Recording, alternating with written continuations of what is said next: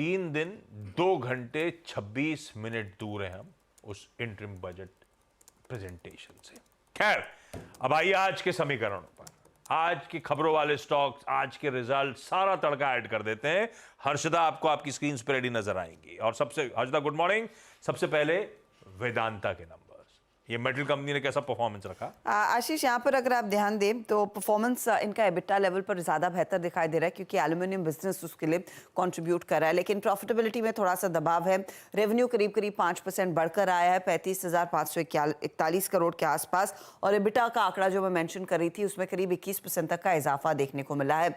Margin भी कुछ बेहतर हुए हैं। एल्यूमिनियम बिजनेस में ज़्यादा ग्रोथ है, ऑयल एंड गैस बिजनेस में इतनी ग्रोथ नहीं देखने को मिली, इनफैक्ट वहाँ पर डी ग्रोथ है।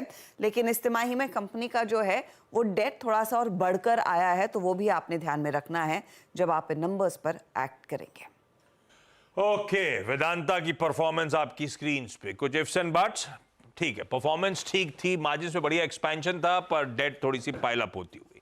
बहती साहब, मेटल्स आप देखते हो, वेदांता अच्छे मूव्स कैचअप करा दरअसल अपने पियर्स के साथ, उसके बाद थोड़ा सा कंसोलिडेट लड़खड़ा रहा है वोलेटाइल एंड लेवल्स के आसपास। क्या करूं, तेजी करोगे वेदांता पे, आप ही नहीं करोगे? जी आशीष जी, चार्ट सेटअप तो अच्छा बना हुआ और जिस हिसाब से मेटल में ओवरऑल बाइंग इंटरेस्ट बरकरार है। अगर आप लास्ट ट्रेडिंग सेशन भी देखेंगे तो सारे मेटल और स्पेसिफिकली ओर रिलेटेड, फेरस रिलेटेड में भी अच्छा और माइनिंग रिलेटेड स्टॉक्स में भी अच्छा एक मोमेंटम बना हुआ था। हमारी सलाह रहेगी कि अगर ये स्टॉक 265 के ऊपर सस्टेन करता है तो खरीदारी की जा सकती है। जो स्टॉप लॉस में मेंटेन करना वो 260 का गेसर मेंटेन करे, और 265 के ऊपर सस्टेन करता है तो इसमें 275 और 280 तक के टारगेट्स देखने मिल सकते हैं। ओके मानस, ये जो हमारे आज के बिग स्टॉक्स थे, दोनों की प्लीज आप चार्ट रेडी रखना। चोलमंडलम फाइनेंस और दूसरी तरफ श्रीराम, दोनों के नंबर्स, दोनों एनबीएफसीज के नंबर्स आए। आप समझ, उसके अपफ्रंट डिस्कशन हो गया था, नंबर्स अच्छे लग रहे हैं। हर्षदा, नंबर्स दरअसल कैसे और ब्रोकरेजेस कैसे देखनी है उन नंबर्स, उसके बाद मानस के पास चलें। श्रीराम फाइनेंस के साथ शुरू करेंगे, जहां पर मुनाफे में करीब 2% तक का इजाफा देखने को मिला है।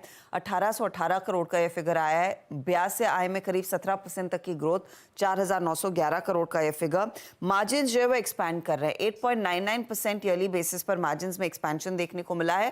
क्वार्टर ऑन क्वार्टर अगर आप देखें तो वहां पर भी वृद्धि ही देखने को मिल रही है। अब आप गौर करिए कि कंपनी ने किस तरह के डिस्बर्समेंट्स पेश किए हैं और एनपीए की स्थिति क्या है। तो एसेट क्वालिटी में कुछ कुछ सुधार देखने को मिल रहा है। ग्रॉस एनपीए इनका थोड़ा सा घटकर आया है। नेट एनपीए के लेवल पर भी हम देख रहे हैं 2.8% पर ये स्थिर है, तो एसेट क्वालिटी इनफैक्ट बेहतर हो रही है। डिस्बर्समेंट में आप गौर करेंगे तो 37,788 करोड़ का ये फिगर आया है, यानी कि 29% बढ़त देखने को मिली है। वहां पर एसेट्स अंडर मैनेजमेंट की करीब 20% तक की ग्रोथ दर्ज हुई है, जहां पर अनुमान था कि करीब 19% तक का ही इजाफा देखने को मिलेगा। एयूएम स्ट्रांग है क्योंकि two wheeler, construction equipment, passenger vehicle में ग्रोथ देखने को मिल रही है। फार्म इक्विपमेंट बिजनेस थोड़ा सा फीका है।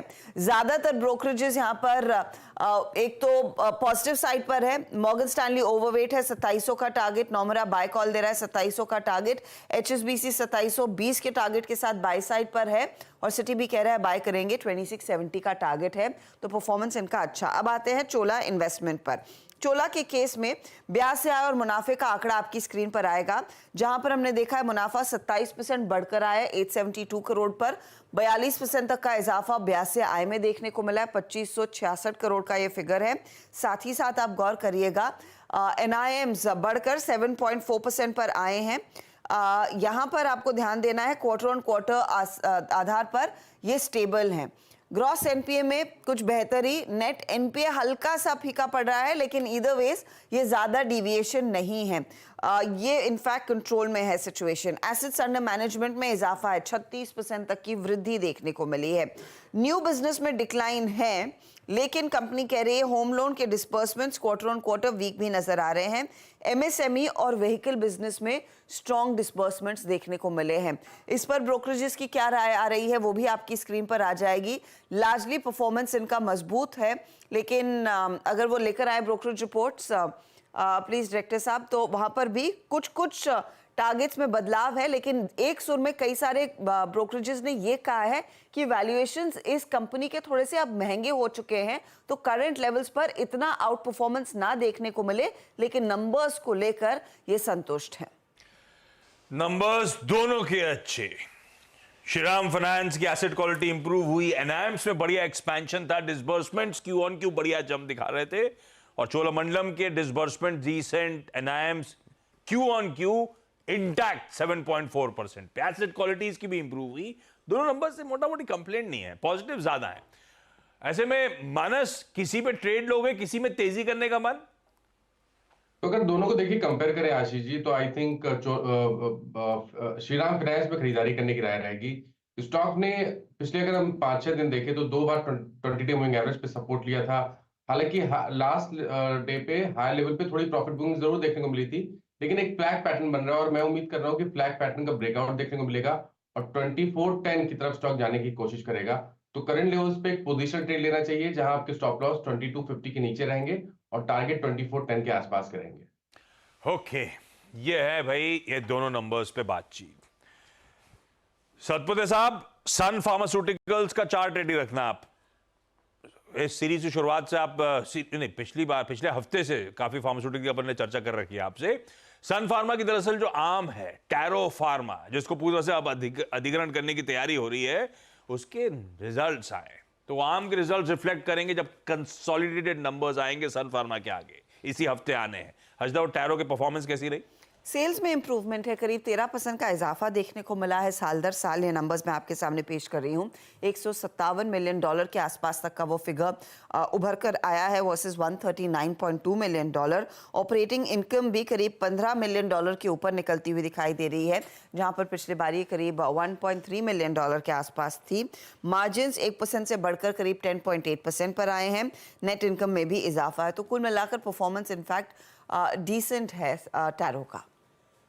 डिसेंट परफॉर्मेंस, अच्छा परफॉर्मेंस है। ध्यान रखिए फार्मा रिजल्ट दिग्गजों में कल डॉक्टर रेड्डीज और परसों वेडनेसडे को सन फार्मास्यूटिकल के नंबर्स आने।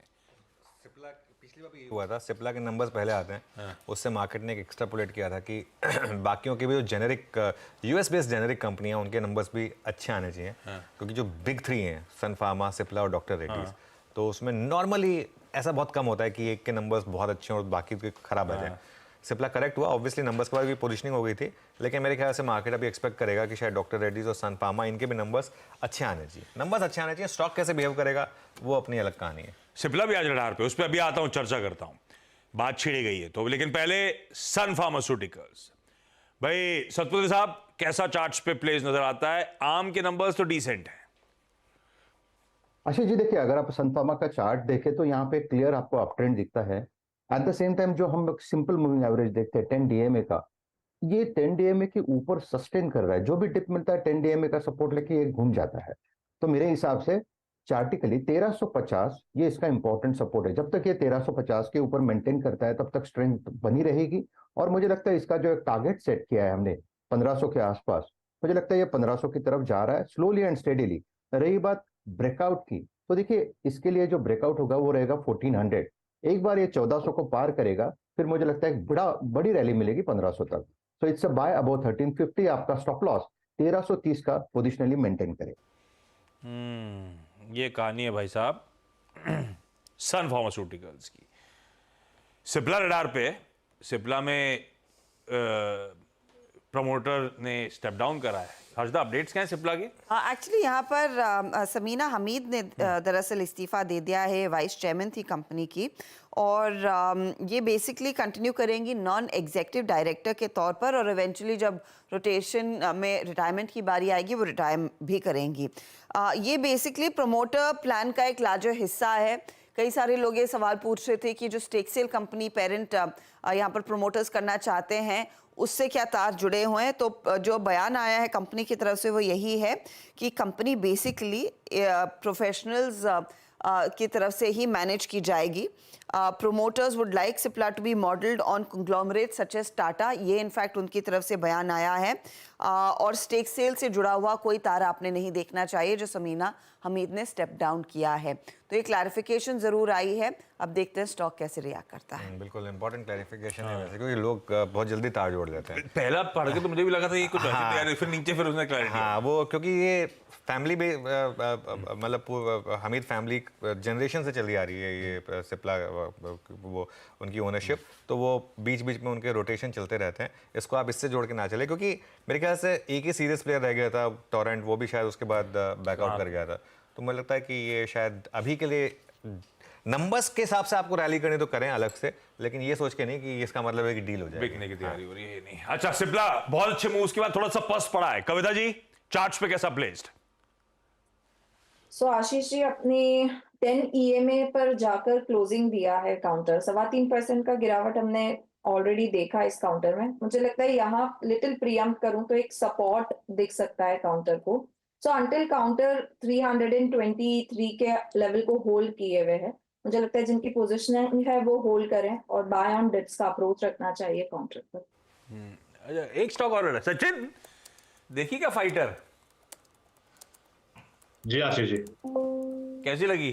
क्या रिव्यू है? 5 में से कितने नंबर दे रहे हो? 5 में से ओके। नहीं, काफी अच्छी मूवी है। इनफैक्ट काफी एंटरटेनिंग भी है एंड पेट्रियोटिज्म का थोड़ा सा तड़का भी अच्छा दिया है उन्होंने। तो डेफिनेटली मस्ट वॉच है, एक बार तो जरूर देखनी ही चाहिए। वो वाकई अच्छी है, लेकिन वो मैं ऐसी नीरज वाजपेयी से चर्चा कर रहा था आज सुबह सचिन, वो आखिरी का 15 मिनट 20 मिनट आधा घंटा जो बहुत ज्यादा बॉलीवुडिया घुस गए ना वो लोग, वो गड़बड़ा गया सारा। हाँ, लास्ट 15 मिनट्स बड़ा आई थम्स अप थिंक था otherwise. 100% I agree on that. 15 minutes I think, last 15 minutes थोड़ा सा बॉलीवुड हाँ मसाला बहुत ही ज्यादा अच्छी खासी लॉजिकल मूवी, असला डायरेक्टर ही बदल गया 20 मिनट के लिए कोई। हाँ राइट।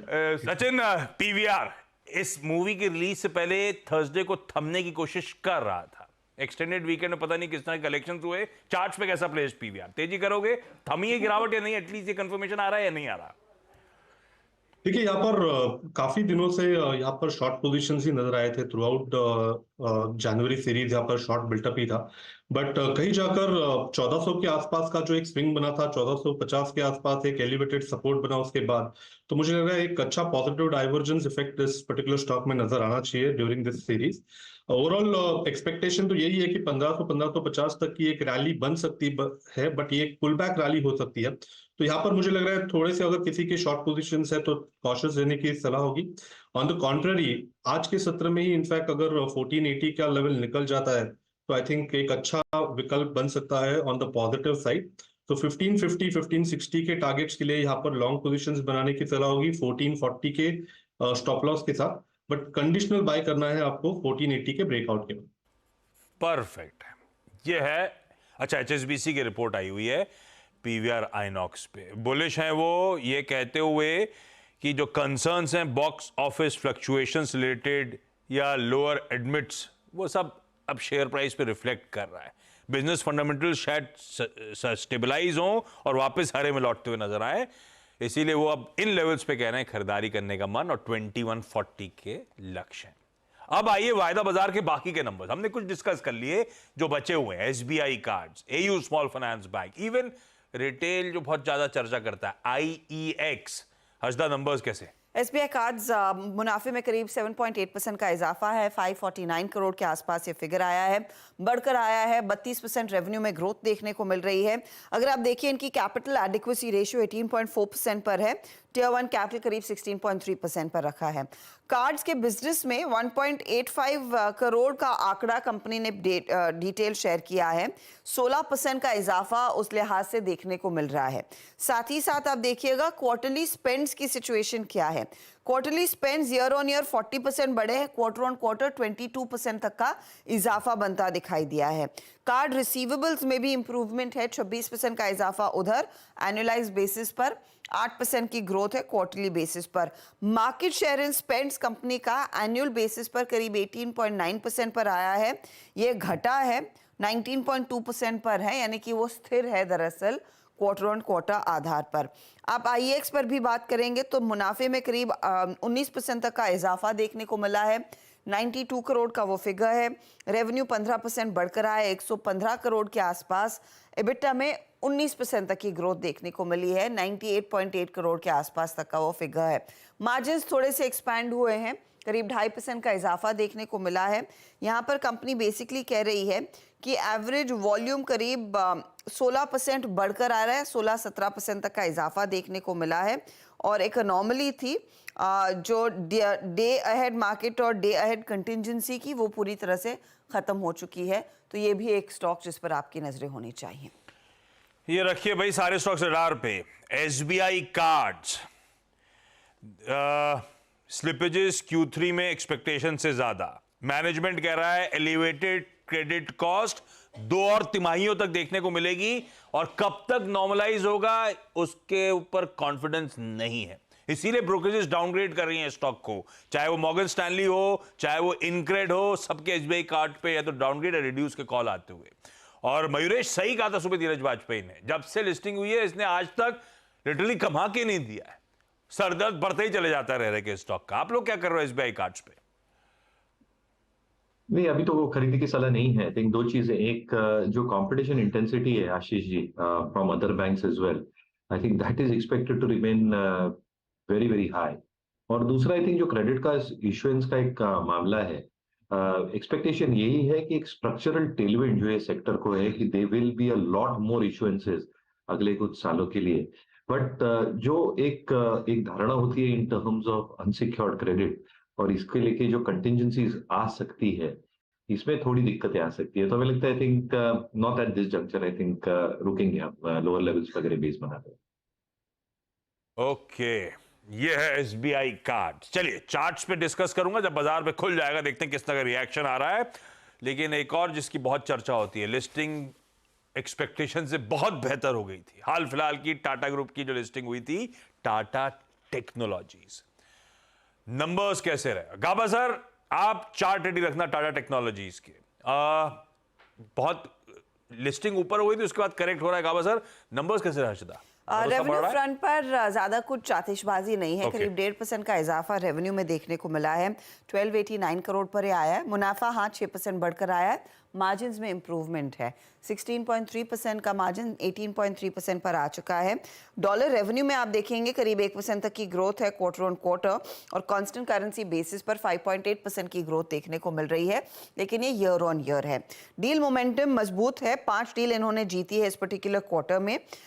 यहाँ पर एक $50 मिलियन की डील है, एक $25 मिलियन की डील है। कंपनी कह रही है ये काफ़ी पॉजिटिव है ओवरऑल ऑटोमोटिव वर्टिकल में, जहाँ पर अच्छा खासा इजाफा देखने को मिल रहा है बिजनेस में, और OEMs बेसिकली पिवट कर रहे हैं वो इलेक्ट्रॉनिक व्हीकल्स की तरफ, तो उसका फ़ायदा इनके हाथ लगता हुआ दिखाई दे रहा है। एरोस्पेस इंडस्ट्री से भी इनको ऑर्डर्स मिलते हैं, वहाँ पर डिमांड में पिकअप देखने को मिल रहा है। कंपनी बेसिकली यहीं पर अपनी कैपेबिलिटीज़ और बढ़ाती हुई दिखाई देगी, और फंडामेंटली उनको लग रहा है कि लॉन्ग टर्म बेसिस पर एक अच्छा खासा स्कोप बनता हुआ दिखाई दे रहा है बिजनेस को स्केल करने के लिए। तो कमेंट्री बहुत अच्छी है, नंबर्स ठीक है। कमेंट्री अच्छी, नंबर्स ठीक, पिटने के बाद थोड़ा सा थमा सा नजर आता है। गाबा सर जितना होना था धुलाई हो चुकी, कंसोलिडेट कर रहा है, बेस फॉर्म कर रहा है, चलेगा ऐसा मानूं या कुछ और दिख रहा है चार्ट्स पे? देखिए, जब से लिस्टिंग हुआ टाटा टेक्नोलॉजी का, उसमें लगातार एक स्लगिश माहौल है। एक अटेम्प्ट हुआ था अप्रूव मिलने का 5-6 दिन पहले, और जब तक वो अटेम्प्ट हुआ लेकिन फेल हुआ। अब तक कह सकते हैं अब ट्रेड करा है 1144 के आसपास टाटा टेक्नोलॉजी। सपोर्ट है 1000 की तरफ, वो नहीं टूटेगा लगता है, वो एक साइकोलॉजिकल सपोर्ट बन गया। लेकिन खरीदना कहाँ, उसकी दिक्कत है। खरीदने की जगह अच्छी बन जाती है, सेफ बन जाती है जब वो 1170 के ऊपर जब बंदे। जब तक नीचे स्लगिश है तो होने दो, हमको कंफर्मेशन चाहिए, वो मिलेगा 1170 के ऊपर, जब उसके ऊपर क्लोज मिलेगा तब लेंगे, देखिए क्या होता है। लेट्स सी, उनको डिसाइड करने दो। कंडीशनल फिर बाय हो गया, 1170 के ऊपर जा रहा है तब खरीदारी करने का मन है। नंबर्स ठीक है, कमेंट्री अच्छी है, देखते हैं रिएक्ट कैसे करता है। एक और जिसमें सब रिटेल इंतजार करते हैं जिसके नंबर्स का, मानस यस बैंक की चार्ट खोलिएगा, बहुत अच्छे मूव्स एंजॉय कर रखे हैं। मैं नंबर्स पे नहीं जाता, मैं कोटक की रिपोर्ट पे जाता हूं जो ब्यूटीफुली हाईलाइट करती है इस समय का पेन। पहले तो उन्होंने डाउनग्रेड कर दिया है, सेल पे 19 का लक्ष्य रखा है, और बाकी सब असेसमेंट अपनी जगह। उन्होंने ब्यूटीफुल लाइन के साथ रिपोर्ट का एंड करा है। जो रिटर्न ऑन इक्विटी ROEs हैं अभी भी कमजोर हैं, अनचेंज्ड हैं Q on Q at 2%, और उनका कहना है पार्थ टू नॉर्मलाइज्ड ROEs अपने पीयर्स के करीब पहुंचने में अभी तो कुछ सालों का वक्त है। तो क्योंकि सब रिटेल बहुत पूछते हैं इस बैंक के नंबर, मैंने कहा वो हाईलाइट करा जाए। माइनस चार्ट्स पे कैसा? देखिए 16 रुपए से लेकर 25-26 रुपए तक की हमने एक रैली देख ली है इस बैंक में, और अब आपको ध्यान रखना है कि 2022 के हाईस के आसपास स्टॉक ट्रेड कर रहा है। तो ये जो 25-26 वाली रेंज है, इसको ब्रेक करना थोड़ा मुश्किल होगा। तो अगर आपके पास प्रॉफिट्स हैं तो एक बार प्रॉफिट बुक करिए, फ्रेश खरीदारी करिए अगर ये 26 रुपए के ऊपर सस्टेन करे, क्योंकि अगर 26 के ऊपर सस्टेन करेगा तो जो नया टारगेट होगा वो 34 रुपए का होगा। बट फिलहाल के लिए थोड़ा कॉशियस रहिए, और अगर आप प्रॉफिट बुक नहीं करना चाहते हैं तो 23 रुपए 75 पैसे का स्टॉप लॉस जरूर लगाइए। ठीक बात, स्टॉप लॉस का ध्यान रखिएगा, 23 रुपए 75 पैसे स्ट्रिक्ट ऐसा लगा के चलिएगा भाई, जिन जिन ने अच्छे मूव्स एंजॉय कर रखे हैं और सोच रहे हैं कब निकलना है। मैं आ रहा हूं बजट पिक्स पे, आप और मयूरेश रेडी रहिएगा। पहले हर्षदा के पास बचे हुए सारे स्टॉक्स इन न्यूज। हर्षदा, कौन कौन से और स्टॉक्स रडार पे? आशीष, पिरामिड एंटरप्राइजेस भी आज फोकस में रहेगा, जहां पर दरअसल कंपनी ने श्रीराम इन्वेस्टमेंट में कुछ डाइवेस्टमेंट की प्रक्रिया शुरू कर दी है। ये करीब 20% हिस्सा श्रीराम ओनरशिप ट्रस्ट को बेचेंगे 1440 करोड़ में। आपको याद होगा श्रीराम फाइनेंस में इन्होंने पिछले साल वैसे भी 8.3% अपना हिस्सा ऑफलोड किया था। तो ये स्टॉक रेडार पर है। IRB इंफ्रा रेडार पर रहेगा। दरअसल आर्बिट्रेशन में एक मामला गया था NHAI के खिलाफ, वहां पर इनको अब कॉम्पनसेशन रिसीव करनी है 1681 करोड़ की, और उस पर इंटरेस्ट भी मिलेगा। तो साइजेबल अमाउंट है IRB इंफ्रा के लिए। DLF ने 29 एकड़ जमीन दरअसल गोल्फ कोर्स एक्सटेंशन में खरीदी है, 825 करोड़ में दरअसल ये सौदा हुआ है। अशोका बिल्डकॉन लोएस्ट बिडर के तौर पर इमर्ज हुआ है NHAI के एक प्रोजेक्ट के लिए। 520 करोड़ का ये प्रोजेक्ट है। आप रेडार पर रखिएगा लॉरिस लैब, ये एक नए जॉइंट वेंचर में उतर रहे हैं। स्लोवेनिया की एक कंपनी है, कुछ फिनिश प्रोडक्ट्स के लिए जो नए मार्केट्स में उतारे जाएंगे। कैपिटल रजिस्टर्ड इसमें करीब 450 करोड़ का है। लॉरिस का करीब 49% स्टेक होगा इस पर्टिकुलर एंटिटी में। जुबलेंट फार्मोवा की होली ओन सब्सिडरी ने करीब 25.8% स्टेक, पूरा हिस्सा जो है सोफी बायोसाइंसेज में बेच दिया है। $139 मिलियन में ये सौदा हुआ है, तो वो पैसे कंपनी के हाथ लगते हुए दिखाई देंगे। स्ट्राइड्स फार्मा भी रेडार पर रखिएगा। US FDA की तरफ से अप्रूवल मिल गया है एक पर्टिकुलर दवा के लिए, तो वो भी आप स्टॉक फोकस में रखेंगे। अच्छे नतीजों के लिहाज से जेन टेक्नोलॉजीज पर भी ध्यान रहना चाहिए, क्योंकि बहुत ही सॉलिड नंबर है। मुनाफा दोगुना हुआ है, रेवेन्यू में 50% का इजाफा है, EBITDA भी 20 करोड़ का 44 करोड़ पर आ गया। बहुत सॉलिड नंबर्स हैं, तो वो भी स्टॉक आप फोकस में रखेंगे आज।